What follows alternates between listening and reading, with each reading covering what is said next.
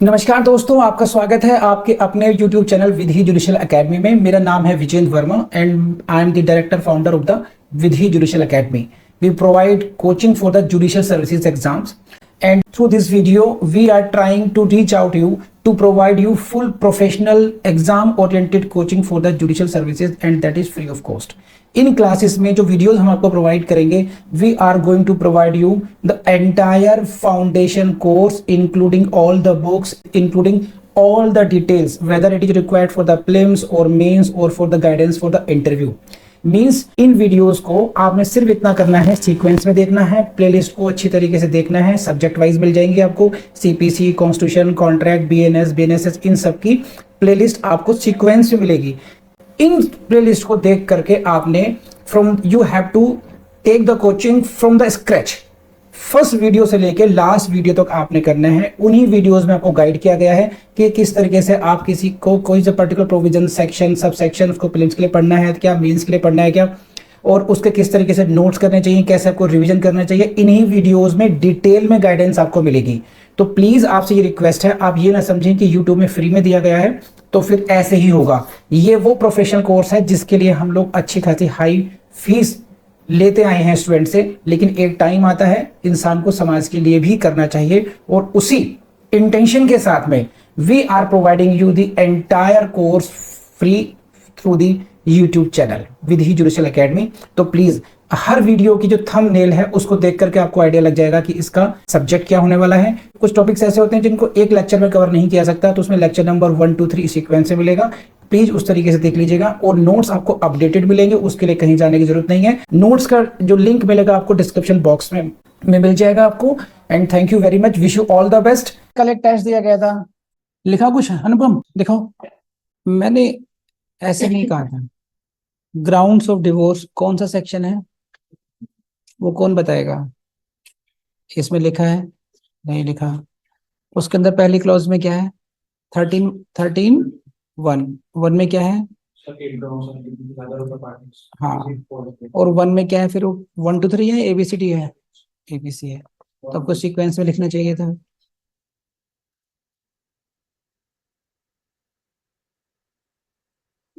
अच्छा, उसमें केवल डाइजेशन लिखा है केवल, है ना? When I need complete sentence because this is the question. And secondly section number 6 भी आप देखो कितना आता है। अनुपम कब से हो आप विधि में? 6 7 मंथ्स हो गए। जो आपने मुझे सेक्शन 6 का आंसर लिखा है, ये लिखा है 6 महीने पहले। अगर वो तुमसे पूछता तो भी लगभग ऐसे लिखते हैं, कुछ एक आध पॉइंट कम हो जाते हैं। व्हाट्स द पॉइंट इन विधि? विधि में आने के बाद में लगना चाहिए ना कि 6 मंथ्स के बाद में कुछ, अगर हम वहीं खड़े हैं तो फिर फायदा कुछ नहीं। जबकि तुमने लगातार क्लास ली है, लगातार क्लास में लेने के बावजूद भी अगर ऐसा है तो क्यों है? पता है क्यों है? क्योंकि आप एक पॉइंट को फॉलो नहीं कर रहे। जो मैं कह रहा हूँ आपको समझ लिया आपने, उसके बाद में केवल एक ही काम बचता है, रटना और रिवीजन करना। देखो वरना वही हो 6 महीने पहले, तो इसका मतलब 6 महीने तुमने जो पढ़ाई करी वो वेस्ट हो जाएगी। हाँ, तो अगर वेस्ट होने से बचाना है तो आपको करनी पड़ेगी। किसने लिखा अभी? और अनीश कुछ लिखा है? लाओ, जितना भी लिखा है उतना देखो, मैं चेक करता रहता हूँ। साथ साथ चलते रहना चाहिए ना, अदरवाइज लास्ट में सबका एक साथ चेक करना मुश्किल हो जाएगा। जिसने जितना चेक कर है लिखा हो तो वो दिखाए मुझे भी। फैक्टम ऑफ सेपरेशन, अच्छा उसके पॉइंट लिख दिया आपने। Animals dissident without reasonable cause without make it more elaborate. जैसे आप वहां लिखोगे, आप I don't want point, it should be the answer for your mains as you will write in your mains examination. How will you write? If I say discuss the grounds of divorce under section 13, then how will you write the answer? That is what I am demanding from you.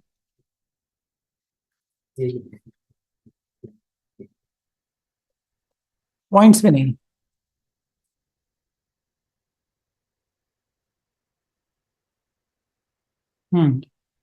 Anyone? Naina madam, public officer है, public office. हाँ, आपने लिखा public officer can not be transferred, लेकिन good, I am impressed, good. Grounds of divorce ऐसे नहीं चाहिए मुझे। Right answer, answers as in mains, जैसे मेंस में लिखते हैं वैसे लिखोगे आप उसको।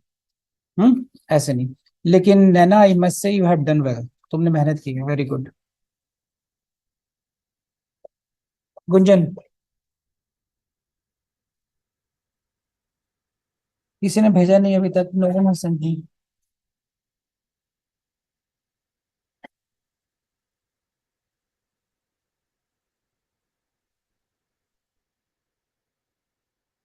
आकांक्षा का है अभी तक।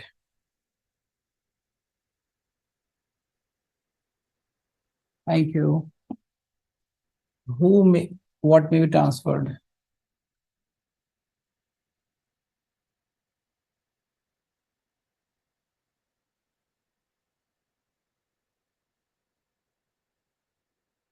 According to section 6 of the transfer property act. वो भूल गए आप। अदर पता कैसे चलेगा, आपको पता है, मुझे पता है। Which act, which act? Because when you we write we should not leave even a single confusion. आप ही मान के चलिए विजय सर को समझ में आ जाएगा, यू आर राइट, लेकिन एग्जामिनर इस पॉइंट ऑफ व्यू से नहीं देखेगा। Very good.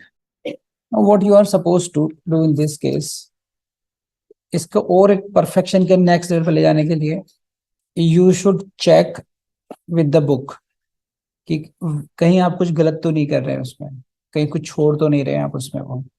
And do practice as many as you can, जैसे मैंने आज करा दी। डेली नहीं करा पाऊंगा गुंजन, प्रैक्टिकली पॉसिबल नहीं है, but you should continue with such kind of questions because these questions becomes very difficult in exam. Exam में you know this, it is very easy to explain some concept.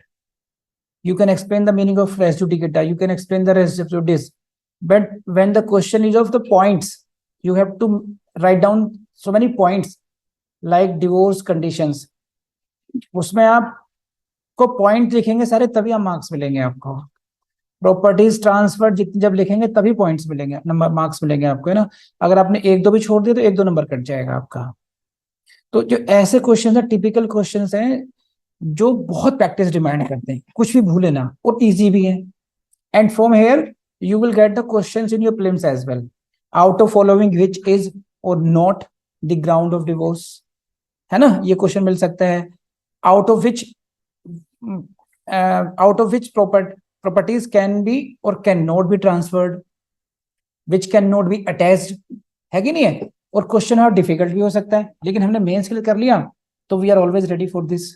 और ऐसे questions mains में जब हम तैयारी करते हैं ना प्रीलिम्स के बाद में, तो बहुत डिफिकल्ट हो जाता है, क्योंकि इनको याद करने में बहुत टाइम कंज्यूम होगा, उस समय टाइम होता नहीं है उतना, तो प्रेशर बढ़ जाता है उस समय। तो बेटर ये कि अभी इन दोनों हम लोग करके रखें इसको। तो this is good on your part. And now come to this section 60। ये थोड़ा यू नीड, हाँ, तो इसको ढंग से कर लो इसको, this question means. And grounds of divorce अब लिख ही रहते हैं आप, इसको भी आप वैसे निपटा रहे हैं, पॉइंटर नहीं। चलो करो उसको अच्छे तरीके से। अच्छा आकांक्षा, आपने मुझे ये भेजा है, ये तो पार्टी शुड भेज दिया, आज का क्वेश्चन तो भेजा नहीं है आपने। Whom we join as plaintiffs, all persons may be joined as plaintiffs। आपने भेजा है who may be joined as plaintiffs, all persons may be joined as plaintiffs, full stop। आगे का सेंटेंस इनकम्प्लीट छोड़ दिया आपने। फिर आपने any right to relief in respect of or arising out of same act or transaction or series of transactions is alleged to exist in such person, whether jointly or separately or in the A, and such person were, if such brought suit separately, any question of law would arise।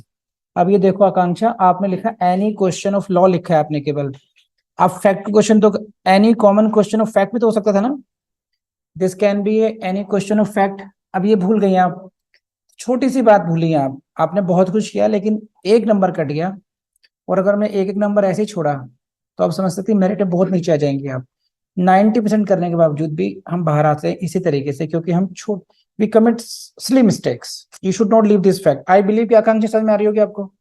Online students कल भूल गए तो मैं बताया था आपको, section 6 में आपने क्वेश्चन रटना है, डेली लिखना है। Which properties can be transferred, which can not be transferred under section 6 transfer property act. एक क्वेश्चन ये करना है, which properties can can and can not be attached during education, section 60 CPC, ये याद करना है। And what are the grounds of divorce under section 13 Hindu marriage act, ये आपको लिखना है। 3 क्वेश्चन मैंने लिखवाए थे और इन एडिशन में भेजता हूँ आपको। देखो एक मेरे लिए कॉम्प्लीमेंट आया है, loving IPC with world's best teacher, या this is Khushboo. Property of every kind can be transferred except as otherwise provided by this act. Which act? इसे कौन बताएगा? चलिए, according to section 6 of the transfer property act, यहां से लिखना चाहिए आपको। कोई नहीं, आगे के लिए ध्यान रखना है ना। Chance of any reference state और द चांस, चेंज है या चांस है? चेंज कर दिया आपने, चेंज ऑफ ऑब्टेनिंग लीगेसी। हाँ सही, यही ऐसी चीजें होती हैं, चांस ऑफ ऑब्टेनिंग लीगेसी।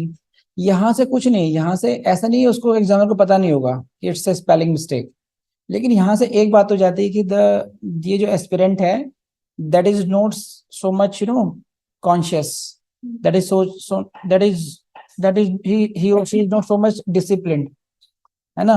ये तो डिमेरिट जाती है इतनी तो कि दिखाते कि नहीं, भुलक्कड़ इंसान है, नेग्लिजेंट है। और नेग्लिजेंट को क्यों ले हम, किसी और अच्छे को लेते हैं। इंप्रेशन जाते हैं, आप समझो इस बात को, वहां पर मेंस हो या इंटरव्यू, यहां से हमारा इंप्रेशन भी जाता है हमारी पर्सनालिटी का, तो ध्यान रखना है इस बात का आपने। Section 13 Hindu marriage act, any marriage solemnized whether before or after the commencement of this act may on a petition presented by either of the husband or wife H or W be dissolved, चलो कोई बात नहीं, by decree of divorce on the ground that the other party। ये जो statement है लगभग आप सब लोगों ने मिस किया, आप सीधे ग्राउंड्स पर आ गए थे ना, इसने लिखा है ये। तो जो जो मेन एलिमेंट्स है कि भाई इधर party can present and time marriage में भी सोमलाइज बिफोर और आफ्टर द कमेंसमेंट, ये मिस हो जाते हैं कई बार। तो यू शुड, जो जो माइनर चीजें हैं, we should not forget those things. तो जितना जितना आप बेरा के करीब जाओगे आप, उतना आपके लिए बेहतर है, उतने चांसेस कम हो जाते हैं कि आप किसी भी पॉइंट को छोड़ रहे हैं यहाँ पे। चलिए, आप लोगों ने एफर्ट्स तो किए हैं। चलोगे, कौन सी संपत्ति अंतरित की जाएगी? संपत्ति अंतरण अधिनियम की धारा 6 बताती है कि कुछ संपत्तियों के सिवाय अन्य सभी संपत्तियां अंतरित की जा सकती हैं, सकेंगी। प्राप्त होने वाली संभावना, अब देखो इसमें क्या है, मैं पढ़ता हूं आपके लिए। संपत्ति अंतरण अधिनियम की धारा 6 बताती है कि कुछ संपत्तियों के सिवाय अन्य सभी संपत्तियां अंतरित की जा सकती है, पूर्ण विराम, कि ऑल प्रॉपर्टीज एक्सेप्ट फ्यू कर सकती हैं। और then you started with the list, one एक हो गया, फिर ये ख ख ग आ गया, 2 3 4 5 6 7, सही है। लेकिन ये क्या है, ये करी जा सकती है नहीं करी जा सकती हैं? आप ये बताओ, ये संपत्तियां में लिखी हैं, ये ट्रांसफर की जा सकती हैं नहीं की जा सकती? नहीं की जा सकती। तो ये पता वहां पर कैसे बताओगी, एग्जाम में ढूंढते रह जाओगी, सर ये बताना रह गया था। ये तो ऑन पेपर ही लिखा होना चाहिए ना। या आप इसको ऐसे ही कर देती, संपत्ति अंतरण अधिनियम की धारा बताती है कि निम्नलिखित संपत्तियों के सिवाय, इतना भी लिख देती ना, तो उससे ऐड कि निम्नलिखित संपत्तियां अंतरित नहीं की जा सकती। तो राइटिंग का देखो, छोटी छोटी मिस्टेक बड़ा काम कर सकती हैं आपके। धारा 60 किसकी, पता नहीं। संपत्ति जिनका निष्पादन कुर्की या डिक्री में किया जा सकता है, धन, भूमि, घर या अन्य निर्माण, विनिमय पत्र, वचन पत्र, बैंक अन्य प्रतिभूतियां, नहीं हो सकता है। नहीं, अब इसे और अच्छा करो कल। अभी ना लैंग्वेज का पुट लाने की कोशिश करो, ठीक है? आप लोगों ने पॉइंट्स याद करें। चल वह एक पक्ष द्वारा निम्न आधारों पर दिए गए न्यायालय से विवाह विच्छेद की डिग्री प्राप्त कर सकेगा। किसी एक पक्ष द्वारा वैवाहिक जीवन से बाहर संबंध स्थापित करना क्रूरता जो कि एक पक्ष द्वारा निरुद्ध की गई हो, पक्ष पक्ष द्वारा छोड़कर जाने पर जो स्थायी है। भाई हिंदू मैरिज एक्ट के ना मेरे वीडियोस देख लेना। पत्रकार असाध्य रूप से व्यक्ति का जिस कारण सहमति असहमति है, ये ठीक लगा तुमने। छोटी छोटी चीजों को आगे से क्या करना है सोलोनी, आपने अपने जो जो टेक्स्ट बुक है जहां से आपने याद किया है उसको लाइन बाय लाइन चेक करना है उसको, कहीं पर कुछ मिस्टेक तो नहीं हो रही है, कहीं हम छूटते नहीं है। सेल्फ जब चेक करते हैं तो हमें हमें रिफॉर्म, हमारे माइंड को तुरंत कमांड जाती है कि you are so negligent on such points and then you should reform. तो धीरे slowly slowly you you get polished, हमारी पॉलिशिंग हो जाती है अच्छी तरीके से उसमें। Keep it with you and this is you Divya. Property of any kind may be transferred except as otherwise section 6 otherwise provided by this act। ठीक है, इस पे section is chance of inheritance, chance of legacy, आपने भी वैसे ही किया है। You focus only on the headings, marginal notes, that's good, but I need something more from you, no? After the solemnization of the marriage, any party voluntary sexual intercourse, sentence नहीं बना। voluntary sexual intercourse क्या होता है? voluntarily entered into, है ना? तो verb गायब हो गई इसमें सब, voluntarily का voluntary रह गया। बेटर है क्रुएलिटी की जो लैंग्वेज है वो आप लिखो उसमें। हम्म,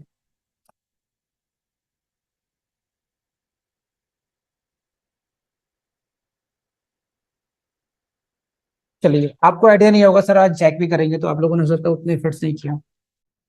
एफर्ट्स अच्छे हैं सुनीता, जील है, करना चाहती हो, लेकिन अभी उस लेवल पर आने के लिए टाइम चाहिएगा। करो उस प्रैक्टिस। अभी करना है, लेकिन अच्छी बात है तुमने ट्राई किया। प्रॉपर्टीज लेवल टू टेस्ट, मैंने तो कहा था नोट लेवल पूछा था। हाँ तो दोनों लिखनी थी, बाकी तो लिखा ही नहीं आपने note, note level.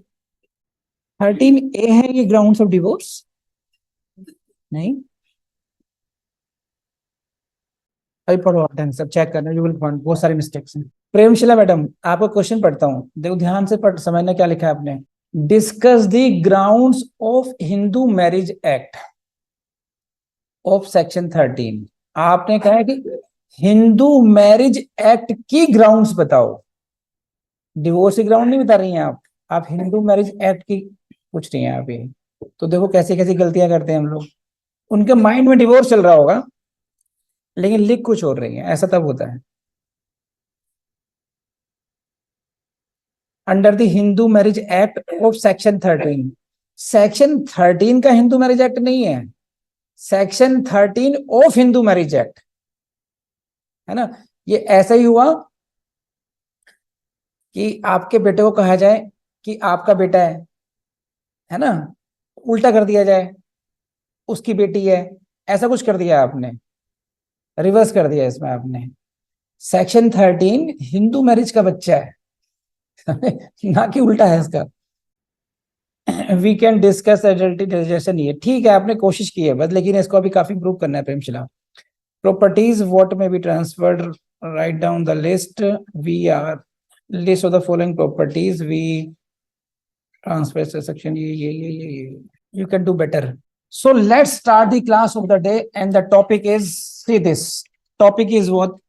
Joinder of causes of action, very important for your prelims and also important for your mains. So write down, this is important for your prelims as well as for your mains, दोनों ही पे जरूरी है। और देखिए यहाँ पे क्या topic है, joinder of causes of action. Causes of action को भी क्या हम ज्वाइन कर सकते हैं, means in one suit can we join so many causes of actions. General rule क्या है कि there should be one suit for one cause of action. लेकिन क्या हम ऐसा कर सकते हैं कि we can we join different causes of actions in one suit, and for that you will find the rule under rule 3 of the order 2। इसी के साथ साथ आपको ध्यान देखिए, there was a rule, this was what, order 1 rule 1, who may be joined as plaintiffs. This was the case of joinder of plaintiffs. Similarly, there was a rule 3, order 1, rule 3, who may be joined as defendants. This was the case of joinder of defendants. So ये रहा आपके सामने rule 1, joinder of plaintiffs. Rule 3 of order 1, joinder of defendants. And now in order 3, order 2, rule 3, this is what joinder of causes of action. तो write down the question in your prelims exam. फटाफट लिखिए कैसे question बन सकता है. बहुत typical question बन सकता है आपके लिए प्रीलिम्स में. मैं लिखता हूं यहां पर, देखिए, there can be question like this.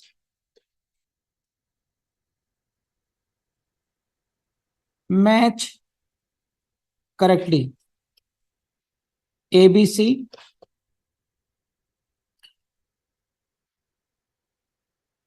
joinder of plaintiffs, joinder of defendant, joinder of cause of action. ठीक है. एंड यहां पर सामने हो सकता है 1 2 3 करके, यहां पर order 1 rule 1, order 1 rule 3, order 2 rule 3, right. तो there can be question of correctly matching यहां पर. And this is not simple question, ये बहुत डिफिकल्ट क्वेश्चन है रूल्स में जाकर के. लेकिन इनमें एक रिलेशनशिप है, joinder of plaintiffs, joinder of defendants, joinder of causes of action. So there can be a question on their respective rules कि कौन कौन से रूल्स में जॉइंडर ऑफ डिफेंडेंट है, कौन से रूल में जॉइंडर ऑफ प्लेंटिफ है, इस तरीके से. तो इनके नंबर को याद रखेंगे आप लोग अच्छे तरीके से. तो before I come to the joinder of causes of action, हम लोग क्विक रिकैप देखते हैं यहां पर था क्या. What is the rule regarding the joinder of plaintiffs. Plaintiffs को जॉइंडर करने में मैं समझाता हूं, जॉइंडर प्लेंटिफ्स को थोड़ा कॉमन लैंग्वेज में समझाता हूं. देखिए, जॉइंडर ऑफ प्लेंटिफ्स का मतलब है कि एक ही वाद में, एक ही सूट में हम किन किन लोगों को एज ए प्लेंटिफ जोड़ सकते हैं. Who can be joined as plaintiffs in one suit. किन किन किन किन किन लोगों को हम वादी के रूप में एक वाद में ऐड ऑन कर सकते हैं. मेरी बात समझ में आ रही है? सही है. देखते क्या है ये. All persons may be joined as plaintiffs in one suit where all persons may be joined as plaintiffs. ऐसे सभी व्यक्तियों को वादी के रूप में ऐड किया जा सकता है, जोड़ा जा सकता है. किसमें? इन वन सूट, एक ही वाद में. कब? Any right to relief, any right to relief in respect of or arising out of the same act or transaction or series of act or transactions is alleged to exist in such persons, whether jointly, severally or in the alternative. ये पहली शर्त है. पहली शर्त किस बात के लिए है कि if you want to join some person as your co-plaintiff, for example, जैसे मैं हूं यहाँ पर, I am a plaintiff in a case. मैं एक केस में प्लेंटिफ हूं and I want to join Khushboo as co plaintiff. मुझे खुशबू को को प्लेंटिफ में ऐड करना है. Then what should be my thinking कि whether she can be joined as a plaintiff और नॉट. वो प्लेंटिफ के रूप में ज्वाइन की जा सकती है या नहीं की जा सकती है. तो उसके लिए there should be some condition, there should be some rule to be followed. कोई नियम होना चाहिए जिसका पालन करना पड़ेगा. वो नियम आपको बताया गया है कि ऑर्डर 1 के रूल 1 में बताया गया. और वो क्या है? Any right to relief is exist in such persons. कि उन सभी व्यक्तियों में कॉमन क्या होगा कि उन सभी व्यक्तियों के फेवर में उनके प्रति कोई अधिकार हो. उनके बारे में कहा हो कि इन सभी का ये अधिकार बनता है. किसका? इन रेस्पेक्ट ऑफ और arising out of the same act और ट्रांजेक्शन. किसी एक ट्रांजेक्शन से, किसी एक एक्ट से, किसी एक कार्य से उनके फेवर में ये कहा जा सकता हो या उनका ये क्लेम हो कि हाँ हमें राइट मिलना चाहिए. एलिज्ड का मतलब है, एलिज्ड का मतलब है कि उनका ये असर्शन है, उनका ये क्लेम है कि out of this act we gain some right. We get some right. For example, एक कार में जा रहे हैं, एक बस में जा रहे हैं, there are so many passengers in a bus and now इसमें एक एक्सीडेंट होता है, ऑल पैसेंजर्स आर इंजर्ड, सभी पैसेंजर्स की इंजरी हो जाती है। नाउ दे आर व्हाट, यहां पर क्या एक ही एक्ट है, एक ही एक्ट है, causing accident by negligence, negligence के द्वारा एक्सीडेंट करना एक ही कार्य हुआ। Out of that same act so many persons are getting right. समझ रहे हैं बात? तो because of that they all get the right to sue, तो they all can be joined as plaintiffs in one suit, एक ही suit में उनको एज ए प्लेंटिव ऐड किया जा सकता है। तो इसका मतलब समझे, any right to relief out of arising out of same transaction is alleged to exist in their favor. Got it? तो ये राइट, मैं इसको बहुत डिटेल में पढ़ा चुका हूं, लेकिन यहाँ पे केवल क्योंकि मुझे रूल 3 समझाना है ऑर्डर 2 का, इसलिए इसके बैकग्राउंड को समझाना जरूरी है। तो यहां पर हम समझ गए there is a rule regarding who can be joined as plaintiffs, co plaintiffs, ठीक है, जॉइंडर ऑफ प्लेंटिव्स का ये हुआ। तो फर्स्ट रूल क्या हुआ कि एक सेम एक्ट होगा, from that all persons may be deriving their rights whether jointly, severally or in the alternative. Second क्या है, and if such persons brought separate suits, अगर उनको एक साथ हम क्लब नहीं करते हैं, and if they are allowed to bring the separate suits, any common question of law or fact would arise, एक कोई क्वेश्चन ऑफ लॉ जो सब में होगा वो कॉमन होगा, that can be question of law, that can be a question of fact। तो common questions of law होंगे, तो it is better they all should come in one suit so that the dispute may be dispose in one shot. समझ रहे हैं बात? तो उस तरीके से देखना है। तो ये हुआ आपका जॉइंडर ऑफ प्लेंटिव्स का रूल। ये मैं बहुत डिटेल में पढ़ाया है, इसलिए उतना डिटेल में नहीं पढ़ाऊंगा, लेकिन आपको रिवाइज हो गया होगा। तो यहाँ पे शर्त क्या हुई, शर्त ये हुई कि out of the same transaction, all co-plaintiffs derive their right, number 1, and the second is if they bring the separate suit, any common question of law or fact would arise। ध्यान में रखना इस बात को। same is what, same rule is with regard to the joinder of defendants, वहां पर भी यही है कि अगेंस्ट हो जाएगा, any right to relief is alleged to exist against such persons, on same line है, डिफेंडेंट के फेवर में था, डिफेंडेंट्स के अगेंस्ट था। यानी कि यहां पर ये रूल है, who can be joined as defendants, as co defendants in one suit. किन किन को सूट डिफेंडेंट, किन किन व्यक्तियों को डिफेंडेंट्स के रूप में ऐड किया जा सकता है, तो that is the case of joinder of defendants. वहां पर ये था, सेम है कि आउट ऑफ सेम एक्ट और ट्रांजैक्शन,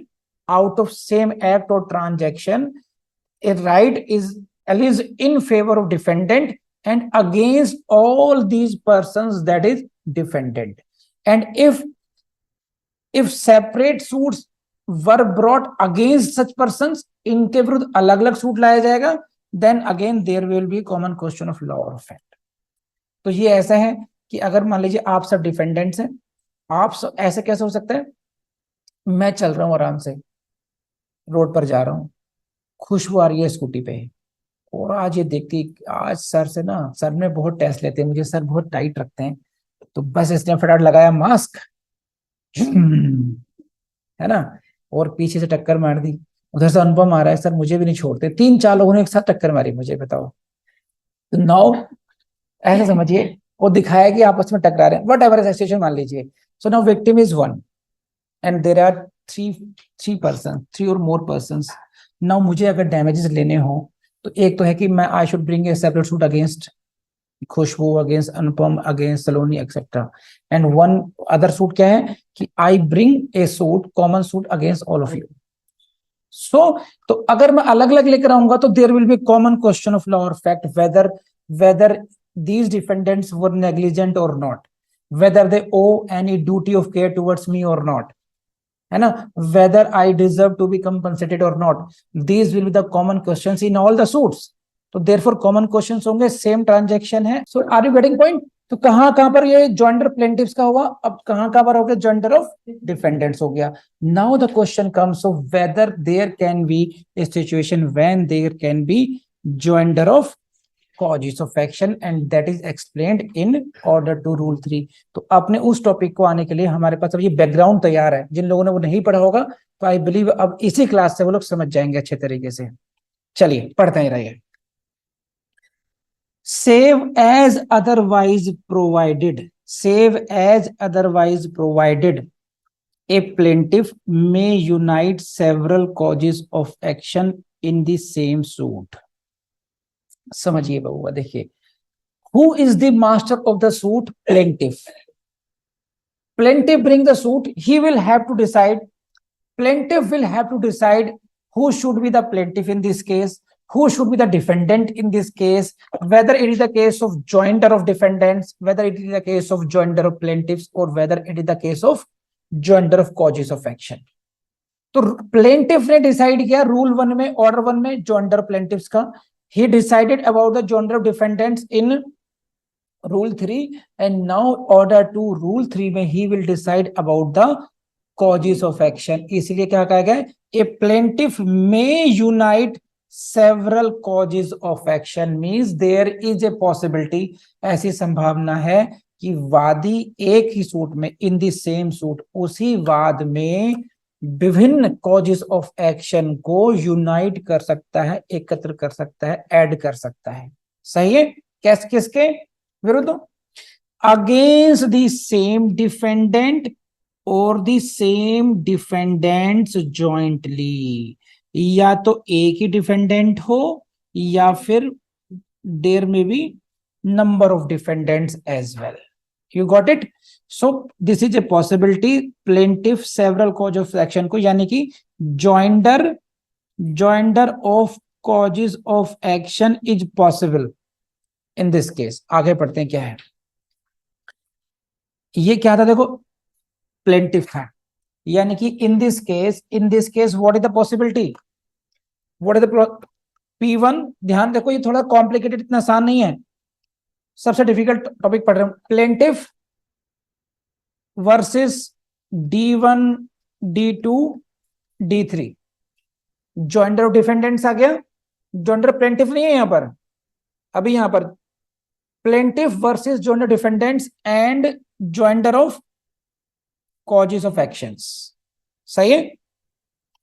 ये केस हो गया यहां पर, क्योंकि यहां पर सेवरल कॉजेस ऑफ एक्शन का नाम आ गया तो यहां पर डिफरेंट कॉजेस ऑफ एक्शन आ गए, और वहां पर सेम भी डिफेंडेंट हो सकते हैं, यानी कि P वर्सेस D भी हो सकता है, P versus D1 D2 D3 भी हो सकता है, जॉइंडर ऑफ डिफेंडेंट्स भी हो सकता है, या वन प्लेंटिफ वन डिफेंडेंट का केस हो गया, वन प्लेंटिफ वन डिफेंडेंट।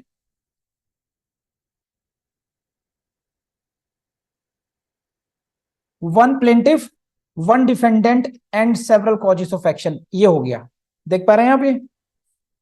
तो ये हुआ पहला पार्ट अभी जो हम पढ़ रहे हैं। यहाँ पर वन प्लेंटिफ है, there may be case one plaintiff one defendant and several causes of action. या इसके अगले लेवल का क्या हो सकता है, एंड एनी प्लेंटिफ्स। देखो एनी प्लेंटिफ्स, नाउ यहाँ पर जॉइंडर ऑफ प्लेंटिफ्स भी हो गया। एनी प्लेंटिफ्स, कौन से plaintiffs? Having causes of action in which they are jointly interested, means if they are, this is the case of joinder of plaintiffs, if they are jointly interested they may unite against the same defendant or the same defendants jointly such causes of action in the same suit। So you will see this is what first part of the rule 3। rule 3 में क्या है कि single plaintiff may unite in the same suit, in one suit, several causes of action। In the second part he is saying that the plaintiffs, यानी कि several plaintiffs may also unite causes of actions in one same suit। देख causes लिखा है, cause of action नहीं लिखा है, causes of action लिखा है, यानी कि विभिन्न हो गया ये भी है। So you will see in this case कि there may be a situation when a single plaintiff may be allowed to join several causes of action, number one। There may be situations when there may be more than one plaintiffs and they can join several causes of actions। Got it? जब more than one plaintiff होंगे तो they must be having causes of action in which they are jointly interested, यानी कि उन सभी causes of actions में they should be jointly interested. There may be situations ऐसी कि डिफरेंट कॉजेस ऑफ एक्शन हो अगेंस्ट ए डिफेंडेंट। तो कुल मिलाकर बात यह है कि डिफरेंट डिफरेंट सिचुएशंस हो सकती हैं। There may be joinder of plaintiff, there may be joinder of defendants as well, and there may be joinder of causes of action. बात समझ में आ रही है? कर लेंगे। सेम क्या है कि they must be jointly interested in that. बस आगे पढ़ते हैं क्या है। Where causes of actions are united, अगर ये सिचुएशन है where causes of action are united, अगर आप कॉजेस ऑफ एक्शंस को यूनाइट कर देते हैं, देन व्हाट विल हैपन कि jurisdiction of the court कैसा, as regards the suit shall depend upon the amount or value aggregate subject matters at the date of instituting the suit. Now I have read it for you. अब समझ लीजिए क्या है exactly क्या है। देखिए, now you have added several causes of action. Suppose कीजिए I am the plaintiff and you are the defendants in such cases, right? Now you have taken some loan from me, एक cause of action हो गया। Second, again आपने you have taken several loans from me, okay? Then now this is the case of several causes of actions. एक 10,000 का loan था, एक 1 लाख का था, एक 2 लाख का था। तो there are several loans due to you which you owe to me, you should refund it to me, but you are not refunding, therefore I am approaching the court. मैं कोर्ट जा रहा हूं उसके लिए, सही है? Now I am the plaintiff, you are the defendants, तो joinder of defendants हो गए आप सब लोग, मैं plaintiff हो गया इधर से। and now I thought कि instead of bringing separate suits I should bring a common suit against you, joining all the causes of action. Now the question will arise, क्योंकि अब उसके जो पेक्यूनरी वैल्यू है सूट की वो बढ़ती चली जाएगी। अब अगर मैं एक सूट लेकर आता, सपोज कीजिए now the I am proposing to bring the case in the court of Naina. मैं ये मान रहा हूं कि नैना का जो न्यायालय है उसमें इस बात को लेकर आया जाए। The pecuniary jurisdiction of the Naina's court is 1 lakh rupees. 1 lakh तक का लोन था, 1 लाख तक के मैटर सुन सकती है ये, गॉट इट? मेरे जितने भी लोन है वो सारे 90,000 तक खत्म हो जाते हैं। Single loan 20,000, single loan 30,000। तो if I bring separate suits, those can be filed in the court of Nana because those will come within the jurisdiction, pecuniary jurisdiction of the Nana court. अगर मैं उन सभी सूटों को अलग अलग लाऊं, 10,000 का केस, फिर 20,000 वाला केस, फिर 50,000 वाला केस, 90,000 वाला केस, तो वो सभी केस नैना के न्यायालय में वाद जो है लाया जा सकता है। क्यों? क्योंकि उसकी जो धन संबंधी जो क्षेत्र अधिकारिता है उसके अंतर्गत आते हैं, क्योंकि हमने डिसाइड किया कि उसका जो क्षेत्र अधिकार है 1 लाख रुपए तक का है। But if I claim all the causes of actions, अगर मैं इनको एड ऑन करता हूं सबको, ठीक, if I add on all these causes of actions, then what will be the jurisdiction, whether she will be able to entertain my suit or not. क्या अभी भी अलग अलग होगा? उसके लिए डायरेक्शन मिलती है आपको रूल 3 की सेकंड पार्ट से, और वो क्या है, ये रहा। Where the causes of actions are united, जब कॉजेस ऑफ एक्शन को आपने यूनाइट कर दिया, मींस 10,000 वाला, 20K वाला,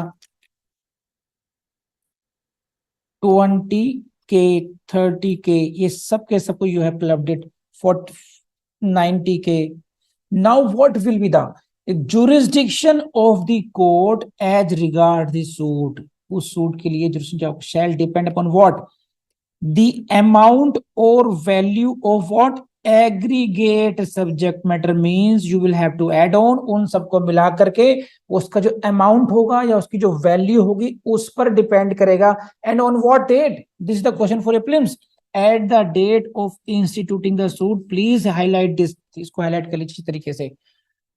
date of instituting the suit, जिस डेट को आप सूट को इंस्टीट्यूट कर रहे हैं, उस दिनांक को, उस तिथि को, उस सब्जेक्ट मैटर की क्या वैल्यू थी, मीन्स सबको क्लब कर रहे हैं, 10 20 30 हो गए, 30 प्लस 30 60 हो गए, 60 प्लस 90 1,50,000 रुपए हो गया। एंड उसके पॉइंट ऑफ व्यू से अब नैना की कोड के बियॉन्ड मैटर चला गया।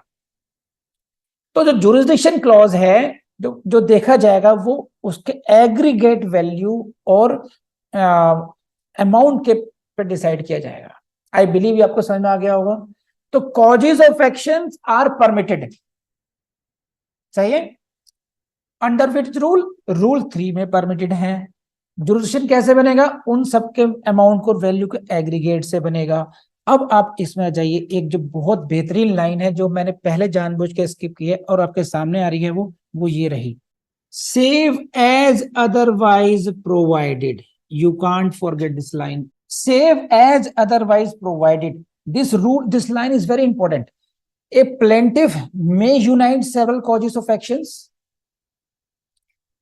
Plaintiffs may unite several causes of actions, but that is subject to the save as otherwise provided. अन्य था जो प्रोवाइडेड है उसके अधीन रहते हुए होगा, सेव एज अदरवाइज। और इसमें क्या है, इट मींस, इसके मतलब यह है कि you will have to comply with the order 1 rule 1, order 1 rule 3। Means ऐसा कब करेंगे, जब आप joint, you will have to follow the rules regarding the joinder of plaintiffs, you will have to follow the rules regarding the joinder of defendants. Are you getting it or not? And there are other rules as well, rule 4 and rule 5, उनको भी पढ़ लेते हैं हम लोग फटाफट। Rule 4 है and rule 5 है, इनको पढ़ लेते हैं इनके अधीन रहते हुए। तो आप ऐसे समझ लीजिए, ये रहा आपके सामने order 2, rule 4 and rule 5। Save as otherwise provided का मतलब यह है कि नाउ रूल 1 और rule 3 of order 1 and rule 4 and rule 5 of order 2, इनके अधीन रहते हुए save as otherwise provided means you can unite the causes of action only if you are without violating these rules. ऐसा है ये, you can do this but without the violation of those rules. Please raise hand अगर बात समझ में आ गई तो। यहां तक, कल बढ़ाते हैं क्लास को आगे को।